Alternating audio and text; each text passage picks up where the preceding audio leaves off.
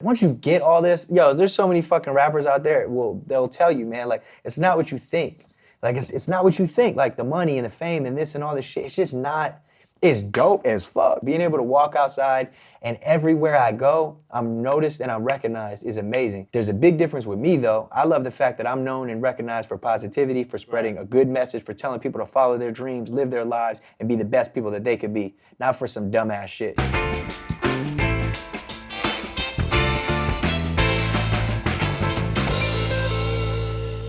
Let's just get right into this. You know, we're gonna skip right over and go to Young Sinatra 4. Yeah. Because I'm really excited about this. I've been living with the album for the past couple of days.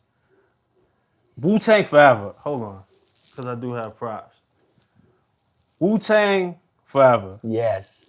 Damn. Now, I want to get into how you made this happen, but first of all, and your Day One fans know this, I don't know if people realize, the first show that you did, you opened for Ghostface Killah, correct? Yeah, first show I ever performed was opening for Ghostface Killah at the End Zone in Gaithersburg, Maryland, in Old Town in Gaithersburg, Maryland. And that was crazy because my boy Solomon Taylor actually, so it was all set up and I was 18 and it was 21 and over. So then the police had to escort me on stage to do it. And the fucking wild part is Ghostface knew that shit. And I don't even know. I don't know if he just remembered or what, or maybe he heard me tell the story, but he knew it. And he was talking to my management about it when we were like putting the whole thing together. And I just thought that was really cool. But yeah, I opened up for him. He also still gets police escorts when he goes to the garden to sell the garden. Yeah, you know, I be trying. Ain't too much change. No, so listen, man, Wu-Tang, first of all, to get all the Wu-Tang together for a Wu-Tang project is difficult. Yeah. You know what I'm saying? I know Drake tried to do it many years ago for his Wu-Tang joint. And there was some, you know, he talked about some difficulties, like he got some verses from some of the members and some others just didn't come in time. Yeah. How did you pull this off? I was drunk with all my homies in a hotel room listening to an early version of YS4.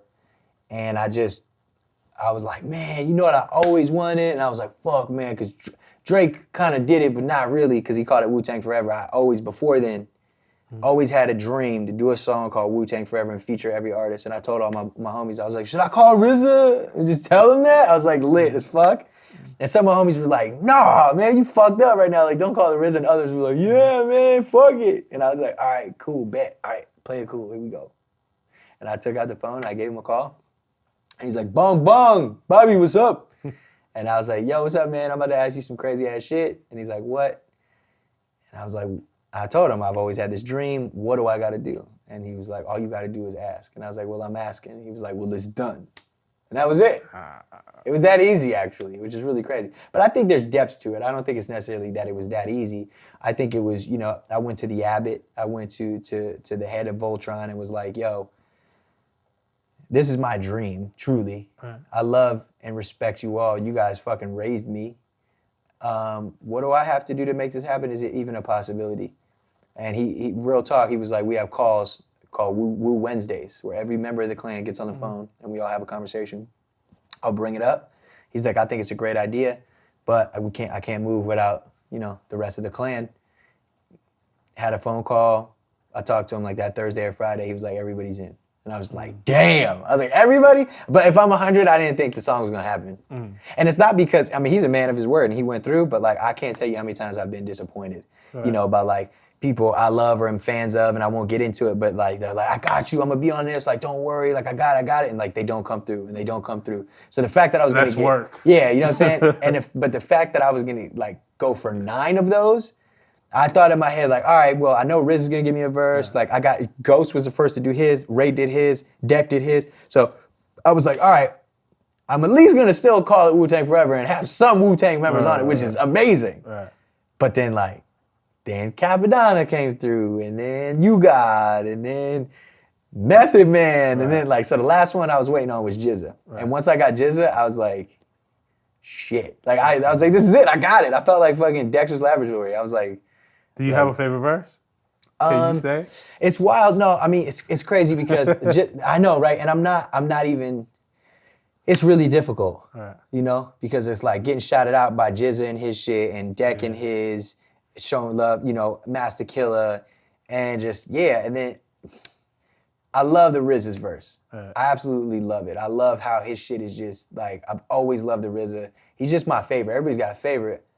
But also Meth, like snap what he was talking about. Meth has my favorite, and no disrespect, Ray is my man. Yeah. Personally, like I love Ray. Ray killed it. They all killed it.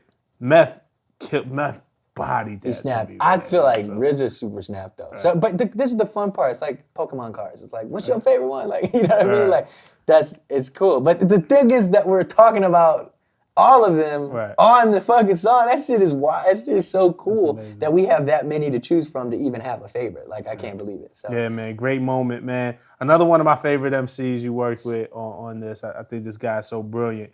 He went on Twitter just the other day and said, talking about Waialae, he said, "This is the most homage anybody has shown to me for my whole career. Logic came through and just did what a lot of people say to me in private." Wow. 100 Miles and Running with Waialae. Yeah. Named after his mixtape. 100 Miles and Running, yeah. I think it was 2007 maybe. 2006, 2007. Yeah, like early. Definitely before the freshman cover. That was one of the things that made us consider when I was at XXL. Oh, yeah? Him for the freshman cover was like leading up. He had such a buzz. But 100 Miles and Running, DMV artist Waialae. Yeah. And Waialae, he's been vocal in the past about him feeling like he's not getting his due. For him to say, "This is the most homage anybody has shown me in my whole career." That means a lot. It come from you. It means a lot because, like, once again, right, I show love. Like, I don't give a fuck. Like, I love and appreciate those who not only love and appreciate, but inspire me, man. And Waialae was a huge, and still is, a huge inspiration to my fucking upbringing. You know, he's like the big brother that I never had in rap type shit, you know, on my come up. I would listen to his music and his rhymes and his flows and his schemes and everything, man. And he was just talking from just such a different perspective, and it's like Flight Club rap and like talking about shoes and style and all this shit. I was like, damn. So it wasn't originally called 100 Miles and Running, but once he gave me that fire-ass verse, I was like, yeah, I'm gonna call this shit 100 Miles and Running. And I called it 100 Miles and Running because it's so fucking long. Right. It's such a long-ass song, yeah. And then you used the verse.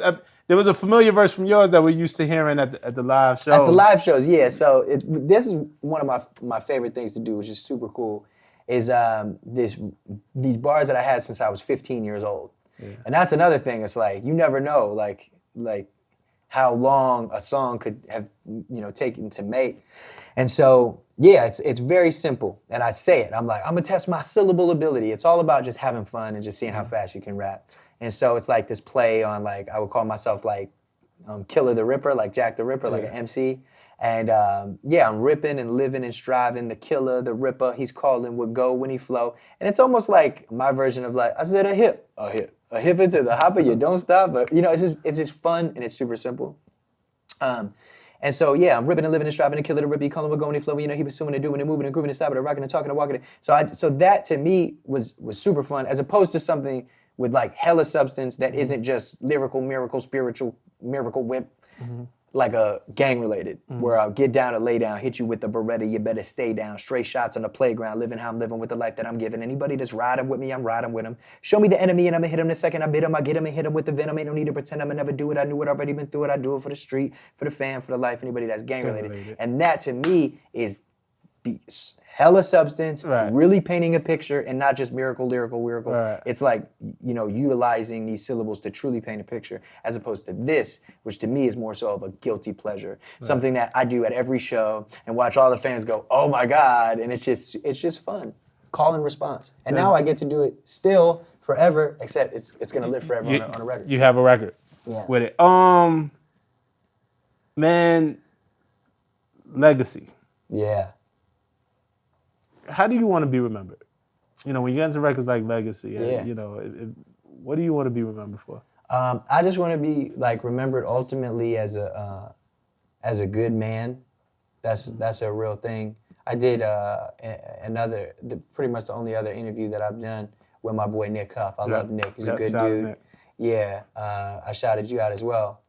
And there's not many people that I'll do interviews with, you know what I mean? Because the majority of the people out there just want to talk about bullshit and dumbass shit that has nothing to do with the music. That's why it's like, this means so much. That's why I've invited you into my home. Because you guys are gonna talk to me about some real shit. You're not gonna be like, yo, what'd you think of this beef with so-and-so? And what about him, who's fucking who and sucking off? And I'm like, what the fuck? Like, I just want to talk about rap, dog. You know, it ain't that deep.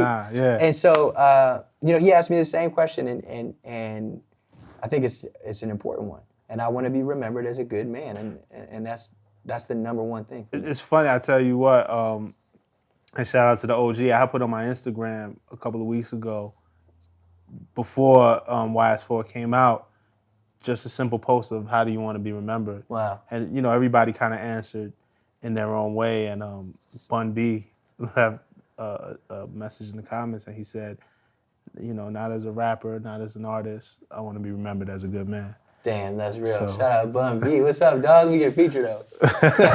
Straight up. Come on, man. I can hear you and Bun on the record easy. That'd be dope. Yeah. Dude, that'd be so cool. But no, I agree, man. Like especially the crazy shit is like, once you get all this, yo, there's so many fucking rappers out there. Well, they'll tell you, man, like, it's not what you think. Like, it's not what you think. Like, the money and the fame and this and all this shit, it's just not. It's dope as fuck. Like, you know, having millions of dollars is incredible. Being able to walk outside and everywhere I go, I'm noticed and I'm recognized is amazing. There's a big difference with me, though. I love the fact that I'm known and recognized for positivity, for spreading a good message, for telling people to follow their dreams, live their lives, and be the best people that they could be. Not for some dumbass shit, you know. And I ain't here to judge nobody else, but I'm just simply saying that does fill me with pride. But that shit's great. But like, who knows? All that shit could fade. I'd like to be the fucking Paul McCartney of my generation, of this rap generation. I'd love to, you know, be doing this shit until I'm old as fuck.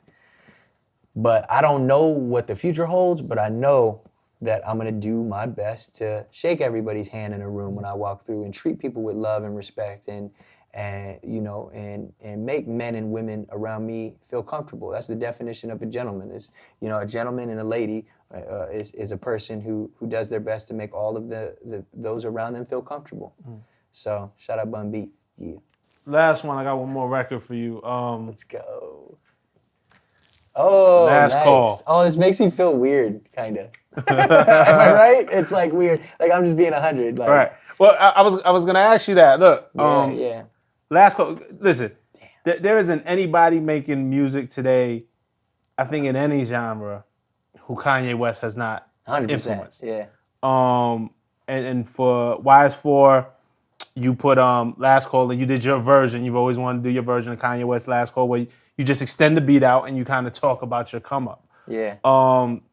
Also on Everybody on America, you were very real about how you felt about some of the choices that Kanye makes. You know, his political and, you know, his Which is funny because affiliations with Trump. nobody gave a shit at the time when I said it. You really just said it. I didn't know that it was so apparent. If I'm being honest, Yeah.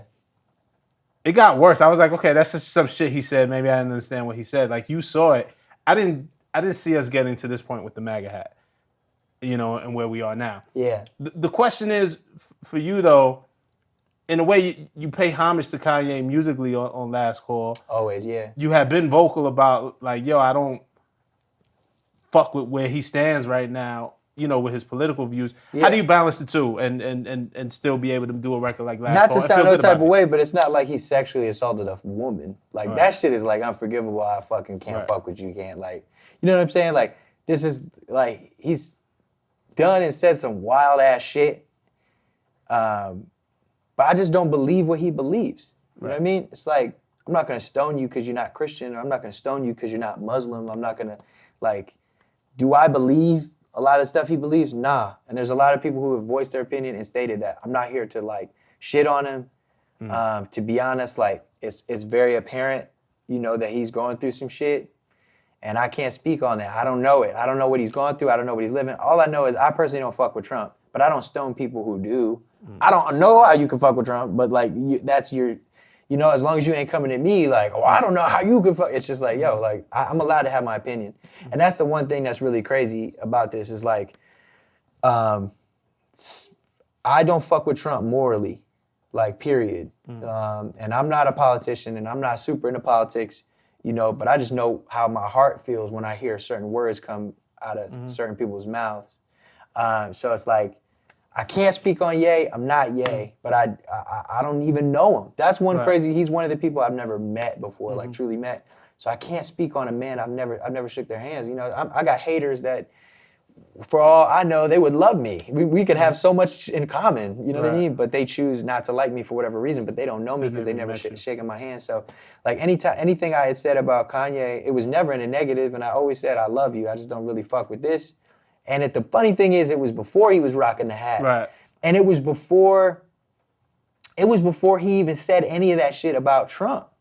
It was before it all. I was literally like, man, I guess I'm gonna say what Kanye won't. Right. And it was more like I remember what it was like watching the television when he was like, at the telethon, George Bush. Yeah, George Bush don't fuck with black people. Like, damn, that's the realest shit. I'm like, where is that? And that's why I say, like, for example, like I even show love to Ye on the intro. Thank you. Well, thank you. Yeah, I'm the new Kanye. I'm the new Kanye. When they was like, who Kanye? Because people could take that out. What, you saying Kanye? It's like, chill. I'm the new Kanye. When they was like, who Kanye? I got that fire in my soul to make these classics. Hey, basically saying like, we all know how Kanye felt so unappreciated and he was jumping on tables like, I'm gonna make it, y'all gonna listen to me. That's how I still feel right now. Right. Like, and so it's like, man, I wouldn't say love, hate at all. It's just like a love, damn relationship. You know what I mean? Like, it's like, I love, like that. Like, damn. Love, damn relationship. Yeah, so it is what it is. I truly wish him the best. I wish his family the best. And, I hope whatever he's going through, whatever it is that he's dealing and experiencing, truly, like, I can't turn my back on the man because he has his beliefs as wild as they are, because he is still a human being who deserves to be loved, and I think he might just be maybe just a little lost. But what the fuck do I know? I don't know him. You know what I mean? So it is what it is. Okay, man. Lastly, last time I think me and you did one of these interviews, it was for everybody. We broke down every track on Genius. We did a verify for every track. That was pretty dope. I feel like you bamboozled me, bro, because I remember leaving that day heartbroken. Yeah. Because you said the next album after everybody, not the next mixtape, but the next album was going to be your last album. Yeah, totally. But then I hear the intro and I hear Thomas and Kai and then, man, this is the last one. What do you mean this is the last one? He has 1 million albums.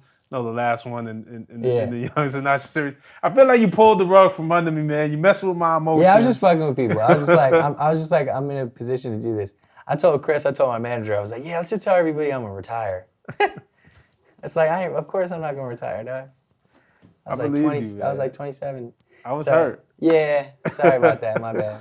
That's just funny. Like, everybody knows I'm a troll, Right. You just gotta fuck with people. Right. But yeah, it's pretty cool. Okay. But I loved putting that together, and then it's kind of like where everybody left off. We started back up here because it's an album, and kind of it's like psych, Dave Chappelle psych. But so you got a couple more. Ultra 85 is one that we know about. It's funny because I can't get into it too much right now. Ultra's like super dope, but there's I got a lot of stuff I'm working on.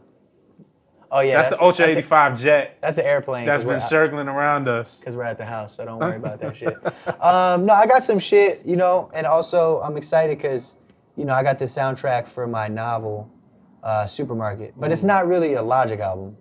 Yeah. Like, it's a very musical, like, totally different thing where, like, I'm playing piano and guitar and all this shit, and it's super fun, but it's not a Logic album. But it's something I'm going to include in my discography because I am proud of it. It's still very solid, dope-ass music.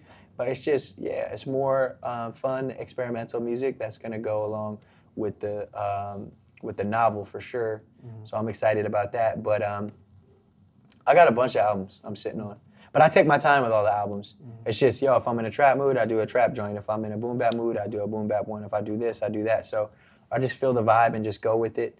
Which is also very scary, because sometimes I'm like, oh man, like, you could be scared that people might not like this album or they might not like that album because now we're in a day and age where like people will flip on you like that. Right. And it's like if you release an album that people don't necessarily like as a whole, or it's not what they're used to, or whatever. You'll hear it very quick. The feedback is very immediate. Yeah, very, very immediate, And I remember an album I hated hated this fucking album. And then I ended up loving it, where it's 808 and Heartbreak by Kanye. Wow. And when that shit came out, I was like, this is whack.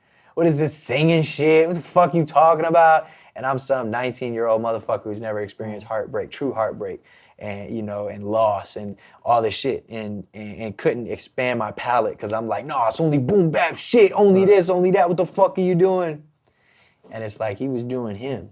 Right. And now so many people look back and truly appreciate that. Change music after that. Look, I'll be honest, if you couldn't admit that, I remember, and I've said this before, I didn't like Illmatic the first time I heard it. It took me about a week. Damn, really? Because it came at a time in hip-hop where it was Onyx, it was Das Effects. Everything was rough and raw and rugged. Yeah. Wu-Tang, 36 Chambers, very dirty sounding. And here came Nas with this almost like jazz. Yeah, you're right. And back then, if you had a 6 CD changer was the shit back then, you would play all your CDs in a row, and Illmatic stuck out like a sore thumb. Yeah. It took me about a week. It didn't take long, but the first time I heard it, I was like, nah, put on that Wu shit. Yeah. But after about a week, but that's human, right? It's human, right? Like we stuck in our ways, and sometimes it just takes. You just got to go through shit and experience things and know things, and that's why I'm excited. Like, I will be a New York Times best-selling author. Like I will talk about be remembered. That's what I'm saying. Like you got to say it, and it's gonna be by doing things like creating a soundtrack for a novel. Like that's never been done. Like, and it's gonna be fun. You got to have fun. You can't be too scared, and I'm just gonna enjoy myself. Well, I want to thank you. I appreciate you for YS4. Thanks. It really reminds me. I grew up in the Stretch and Bobbito era. College radio, like I remember the Jay-Z Big L freestyle. Oh yeah, Big L. Over Milk Bones beat, which was the beat for Young Sinatra 3. Yeah. Like I remember when that happened for real. Yeah. And this album gives me a lot of those feels that you used to get listening to those tapes and those college radio shows. So I appreciate you. Dope job, man. Thanks, bro. Appreciate you more, man. Swag. Turn up. All right, man. Now, that's it, man. We could sit here all day and talk about this, but this man got some novels to write. He got some more albums to finish. Yeah. I got more shows to do. This has been For the Record. I hope you enjoy it. Turn up. Be a good person. Is it still going? Yes. Be nice. And I'm being hella awkward right now. And I love rap. And I'm really excited. And life's amazing. And I'm smiling because I'm so happy right now. And I'm still going right now, and the people are watching right now. There's some people already tuned out. Fuck those people. But the people that stayed, I appreciate y'all, man. Fuck them fake-ass motherfuckers from before. Y'all are the ones that I appreciate and I love, so thank you so much. And I'm still talking, yo, and you still watching, what the fuck? All right, cool.